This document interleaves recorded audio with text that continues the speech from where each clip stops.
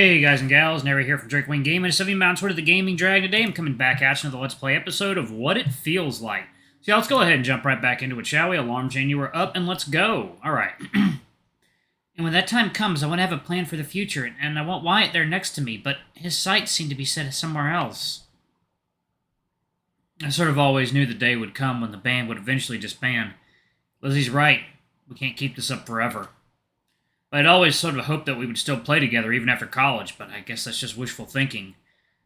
I didn't know Wyatt was that serious about music, too. Yeah, he's a lot like you in that way.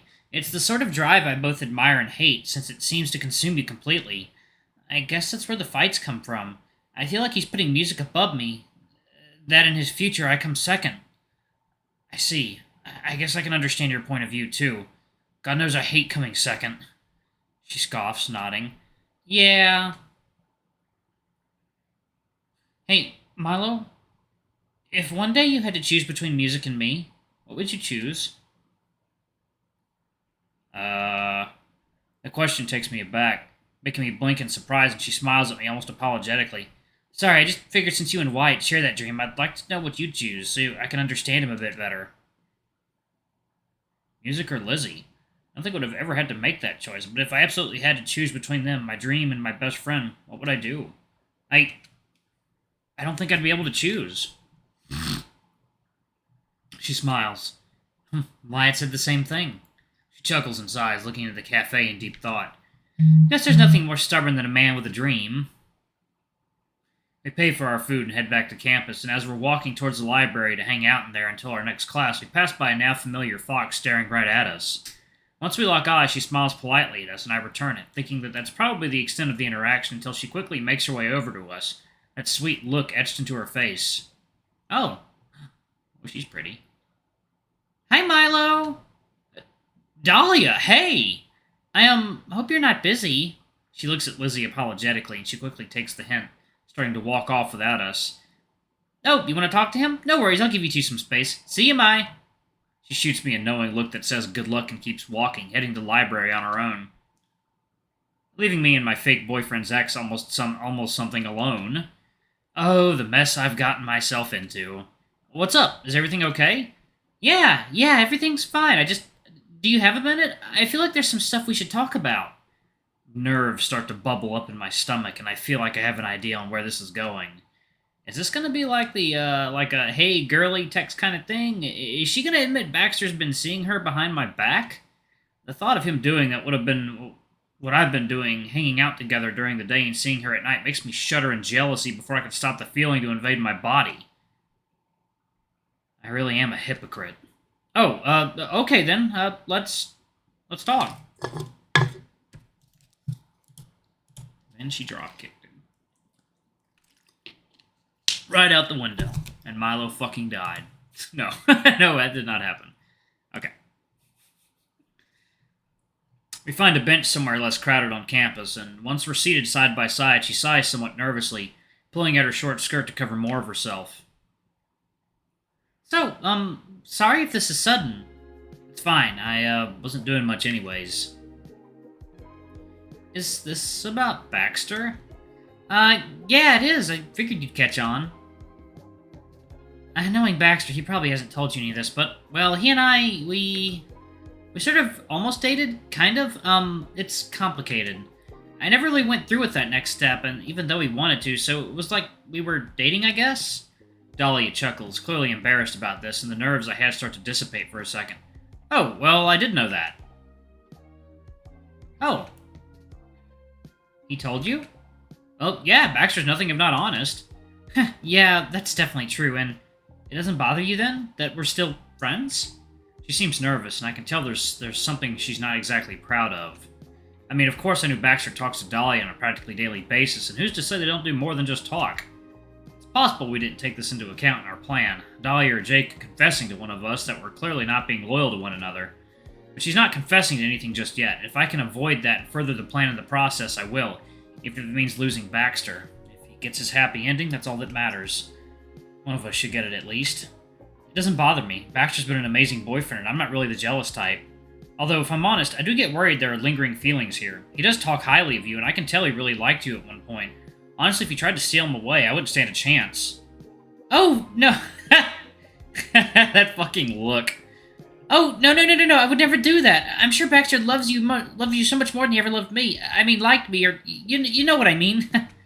Damn it, she is too sweet for her own good. Be a little selfish, woman. Well, good to know.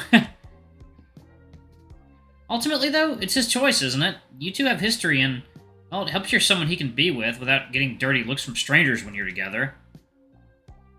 I'm sure Baxter doesn't really care about that kind of stuff. He's the kind of guy that will love you with all his heart. Doesn't matter what others say about it. I mean, honestly, Baxter never misses an opportunity to try and impress you. Defending you would just be a bonus in his eyes, I'm sure. He's just sweet like that. So innocently kind.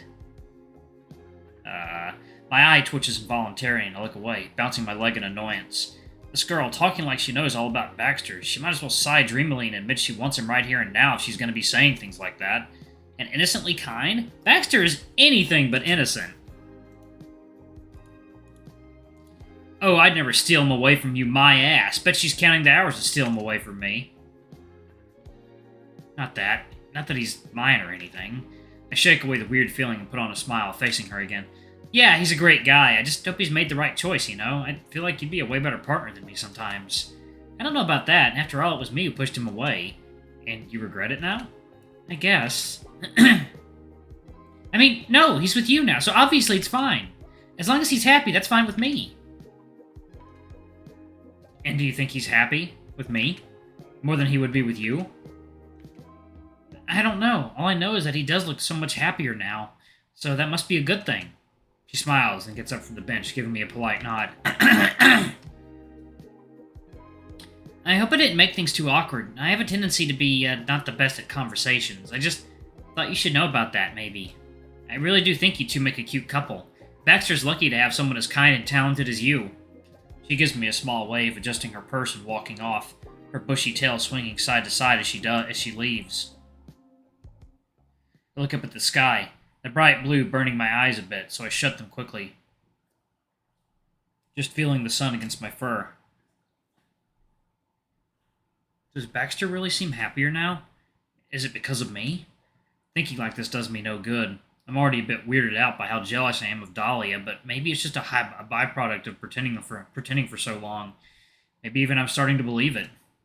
I figured that's what must be going on with Baxter, too. I'm his fake boyfriend, too, after all. Maybe a tiny part of him is getting attached to me, just as I am to him. But Dahlia still loves Baxter. That much is painfully apparent, and if he has even the smallest chance of getting together with her, I want to help him as much as I can. Jacob flashes through my mind, another pang of sadness hits me across my chest, making me squeeze my eyes shut tighter than before. My dream was him, and now, despite my best efforts to stay positive, to stay naive, the illusion is breaking, and I'm starting to think this love story really isn't going to happen after all. So if it won't happen for me, I'll do everything I can so that it happens for Baxter.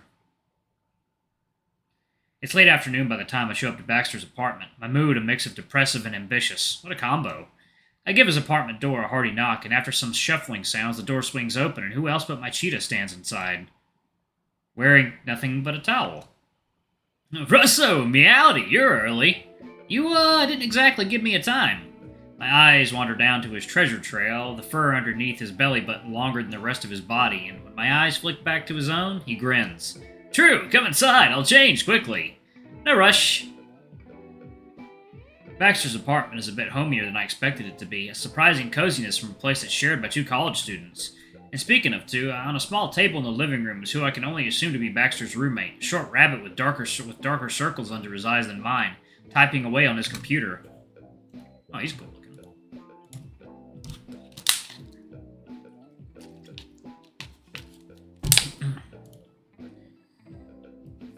Oh, hey, this is my roommate, Chuck. Chuck Russo. He looks up at me for 1 second, then returns his attention to the screen in front of him. Hey. Charmed. Come on, Chuck, don't be rude. I'll be right back. Gotta change. He winks at me, then disappears into his bedroom, and I stand awkwardly in the middle of the living room until Chuck wordlessly points at the seat directly across the table. Oh, thanks. I sit down, and it's dead silent for about an entire minute. Baxter had a sex dream about you. What? Yeah, he told me. We had to change the sheets. It was pretty intense. He also said he's masturbated the thought of you once or twice. He finally looks up at me, and a small smile spreads across his face as he sees how red I've gotten. Hey, what do you think about that, Russo?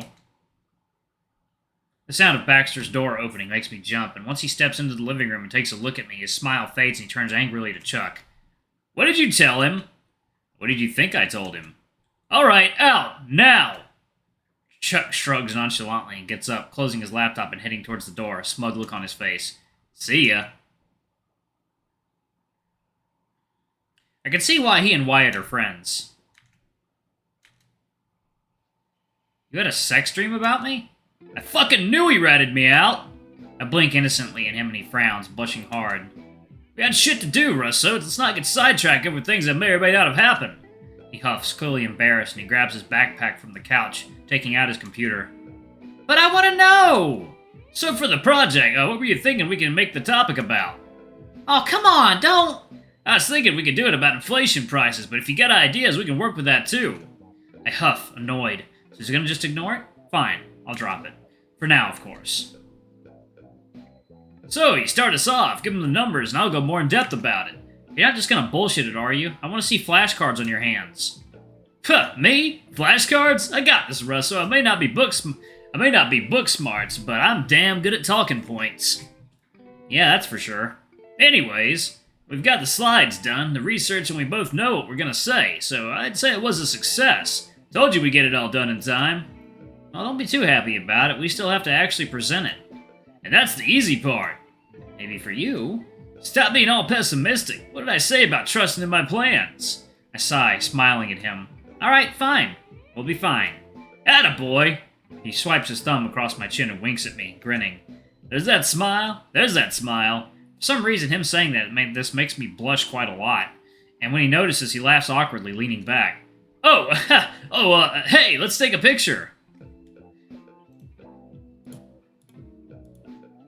Again with the pictures? I'm making a collection. Someone has to take your picture if you're not going to. He scooches over next to me and whips his phone out, setting it up as he pulls me against the side of his body. Besides, when you're rich and famous, I'll sell them and make a fortune. I better get royalties. You'll be swimming in cash. You won't need it. Throw me a bone. He smushes his face against mine, grinning wide as he takes the picture, looking at his phone happily. Another good one. You think all of them are good? Yeah, but you do look good in all these. Fighting him on this always goes nowhere, so I just smile at him again. Whatever you say. He flashes me another smile, then gets up and heads towards the small kitchen. You want something to drink? Sure, what you got?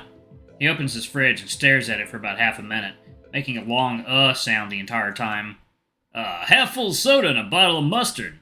He takes out a cheese that looks green and gives it a sniff. Also cheese. Are you serious? Listen, I've forgotten to go grocery shopping.